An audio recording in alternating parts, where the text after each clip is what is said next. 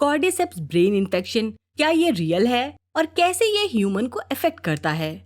आज का वीडियो इसी पर है। चलिए समझते हैं। कभी कभी रियलिटी इतनी अजीब और अनप्रिडिक्टेबल होती है कि सबसे इमेजिनेटिव फिक्शन भी उसका आसानी से मुकाबला नहीं कर सकता। हमारी हिस्ट्री ने ये बार बार दिखाया है कि ह्यूमन सोसाइटी खुद ही बड़े चैलेंजेस क्रिएट भी कर सकती है और उनका सामना भी। पर लगता है कि हम बार बार वही गलती करते हैं और उससे कुछ सीखते नहीं। रीसेंट पैंडेमिक इसका परफेक्ट एग्जाम्पल है। न्यूक्लियर वॉर का डर तो हम सबको था, लेकिन जो असली क्राइसिस आई वो कुछ और ही थी। एक छोटा सा वायरस जो इतनी बड़ी ग्लोबल प्रॉब्लम बन गई, इसका मेन रीजन था ग्रीड और नेचर के लिए डिसरिगार्ड। फिर भी इतनी बड़ी ट्रेजेडी के बाद भी लगता है हमने कुछ सीखा नहीं। एक्सपर्ट्स ने कहा था कि ये पहला पैंडेमिक नहीं है और ना ही ये आखिरी होगा। ऐसे और भी पैंडेमिक्स आ सकते हैं जब तक हम अपनी सोसाइटी का पूरा स्ट्रक्चर रीप्रोग्राम नहीं करते। लेकिन अफसोस लगता है ये चेंज अभी के लिए तो मुश्किल ही है। नेचर में सब कुछ इस तरह डिजाइन किया गया है कि वो एक बैलेंस में रहे। अगर ये बैलेंस खराब होता है तो इसका रिजल्ट हमेशा भयानक ही हुआ है।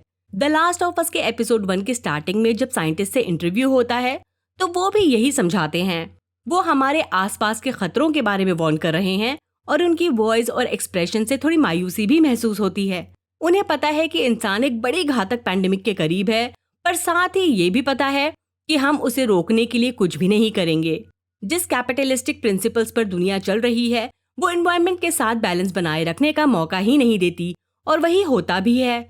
हम अपने लालच और सिस्टम की वजह से अपने ही हाथों से अपना नुकसान कर रहे हैं, जो नेचर के बैलेंस को डिस्टर्ब कर रहा है। डॉक्टर न्यूमन, जो एक एपिडेमियोलॉजिस्ट हैं, वो मानते हैं कि हमें असली खतरों की टेंशन करनी चाहिए। वो कुछ ऐसा है जो हमें भी दिखाई नहीं दे रहे। वो इस बात से परेशान है कि कहीं कोई फंगल इन्फेक्शन ह्यूमन ब्रेन को कंट्रोल करके अपने कब्जे में न ले ले। सोचो तो ये वो खतरा है जो हमें सबसे अच्छी तरह समझना चाहिए, क्योंकि इंसान हमेशा से जो सबसे फिट है वही टिकता है वाली प्रिंसिपल इसी पर बिलीव करते आए हैं, राइट? क्या ये वाकई इतनी दूर की बात है कि फंगी इवॉल्व करके इस प्लैनेट के तेजी से बढ़ते क्लाइमेट को बर्दाश्त करना सीख लें? कौन कहता है कि इवोल्यूशन सिर्फ सर्वाइवल तक ही सीमित है? क्या ये मुमकिन नहीं कि इवोल्यूशन के साथ थोड़ी कॉन्शियसनेस या फीलिंग भी आए? जब फंगस ह्यूमन बॉडी को अपने कब्जे में लेने लगती है तो वो एक पैरासाइट की तरह बिहेव करती है, लेकिन जब वो पूरी इंसानी नस्ल पर कब्जा जमाने लगती है तो उसमें डोमिनेंस की एक अलग तरीके की ख्वाहिश दिखाई देने लगती है। जरा सोचो, फंगस दिमाग में हैलुसिनेजेंस रिलीज करती है जो होस्ट को अपने इरादों के मुताबिक चलने पर मजबूर करते हैं। लेकिन उसके इरादे हैं क्या?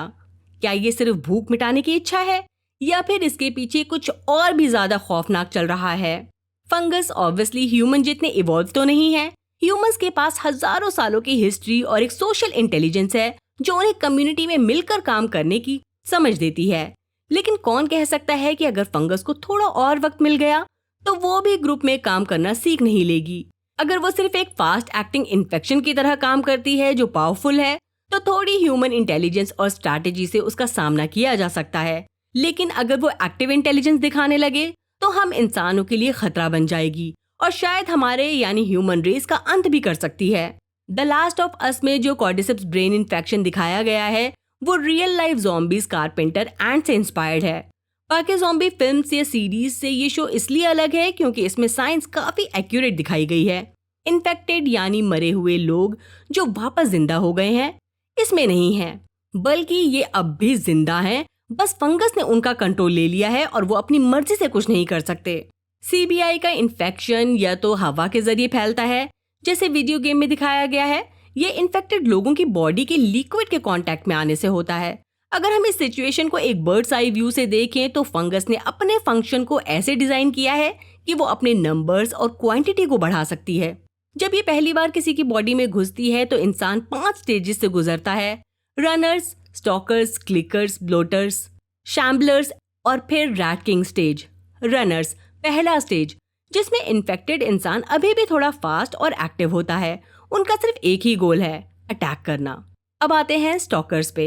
इस स्टेज में फंगस बॉडी पर और भी ज्यादा कंट्रोल लेती है और इन्फेक्टेड लोग क्रीपी और डेंजरस बिहेव करने लगते हैं। ये अपने शिकार को ढूंढने से पहले वेट करते हैं और जब शिकार यानी इंसान का ध्यान हटता है तब अटैक कर देते हैं। इसका मतलब ये है कि इनमें थोड़ी इंटेलिजेंस भी आ रही है। क्लिकर्स, यहाँ पर फंगस पूरे बॉडी में स्प्रेड हो चुका होता है, जिससे इन्फेक्टेड लोग अंधे हो जाते हैं, लेकिन इकोलोकेशन का यूज करके अपने टारगेट तक पहुंच जाते हैं। क्लिकर्स फिजिकली भी स्ट्रांग होते हैं, जो उन्हें और भी ज्यादा डेंजरस बनाता है। ब्लोटर्स, ये स्टेज फंगस के एक्सट्रीम ग्रोथ को दिखाता है। इसमें वो इन्फेक्टेड लोग होते हैं जो काफी सालों से इन्फेक्टेड हैं। ये स्लो होते हैं क्योंकि उनके इन्फेक्शन का वेट काफी ज्यादा हो जाता है, पर स्ट्रेंथ में ये किसी से कम नहीं होते। ये स्पोर बॉम्ब थ्रो करके इन्फेक्शन को और स्प्रेड कर सकते हैं। शैम्बलर्स, इस स्टेज में और भी साल गुजर चुके होते हैं और उनका मेन पर्पस अब फंगस को ज्यादा से ज्यादा स्प्रेड करना होता है। ये स्पोर्स रिलीज करते हैं, यानी ये एक तरह का फंगस का रिप्रोडक्टिव सेल होता है जो एसिडिक बर्न कर सकते हैं। इन इन्फेक्टेड को मारना भी रिस्की है, क्योंकि मरने पर ये बड़ा स्पोर का ब्लास्ट रिलीज करते हैं जो आसपास के एरिया में इन्फेक्शन फैला सकता है। इस टाइप के इन्फेक्टेड लोग नमी और सड़े गले एरिया में रहते हैं। अब बात करते हैं आखिरी स्टेज की, रैट किंग, सबसे फाइनल और रेयर स्टेज। इसमें कई सारे इन्फेक्टेड एक ही एंटिटी में मर्ज हो जाते हैं, जो बहुत ज्यादा नुकसान भी सह सकते हैं और फिर दूसरों पर हमला करना जारी रखते हैं। ये एवोल्यूशन का फास्टेस्ट और सबसे डेंजरस एग्जाम्पल है, और लगता है फंगस में कुछ इंटेलिजेंस भी आ गई है जो इसके अटैक, सर्वाइवल और रिप्रोडक्शन के गोल को परफेक्टली अलाइन करती है। ये एक ऐसे बिहेवियर का एग्जाम्पल है जो ह्यूमंस को उनके खुद की स्पीशीज से मिलता जुलता लगता है। ये स्टेजेस दिखाते हैं कि फंगस का मोटिव सिर्फ अपने को स्प्रेड करना और कंट्रोल को बढ़ाते रहना है, और ये प्रोसेस ग्रेजुअली इन्फेक्टेड पर्सन को पूरे फंगस मॉन्स्टर में बदल देता है। द लास्ट ऑफ अस के कॉर्डिसेप्स ब्रेन इन्फेक्शन स्टेजेस को दिखाते हुए ये एहसास होता है कि ये सिर्फ हॉरर नहीं, बल्कि एक ऐसी रियलिटी है जो शायद पॉसिबल भी हो सकती है। बाकी ज़ॉम्बीज जो सिर्फ हंगर के लिए मूव करते हैं, उनके मुकाबले कॉर्डिसेप्स फंगस एक गोल के साथ चलती है, और ये बिहेवियर देखकर काफी डर लगता है, क्योंकि ये वही बिहेवियर है जो हम ह्यूमंस में देखते हैं। इसको एक कॉन्स्पिरेसी थ्योरी कहकर डिसमिस करना आसान है, लेकिन रीसेंट इवेंट्स के बाद ये कहना मुश्किल है कि ये सिर्फ इमेजिनेशन है। नेचर में कुछ ऐसी फोर्सेस हैं जो हमारे अंडरस्टैंडिंग के बियॉन्ड हैं, और ह्यूमंस उतने जीतने वाले नहीं हैं जितना वो सोचते हैं। अगर हम एनवायरनमेंट के साथ बैलेंस बनाकर नहीं जीते, तो फ्यूचर में ऐसे और भी बड़े थ्रेट फेस करने पड़ सकते हैं जो एक गेम के इमेजिनेशन से भी ज्यादा रियल और खतरनाक हो सकते हैं। इसी के साथ ये वीडियो यहीं खत्म करते हैं। बाय, अपना ख्याल रखिए।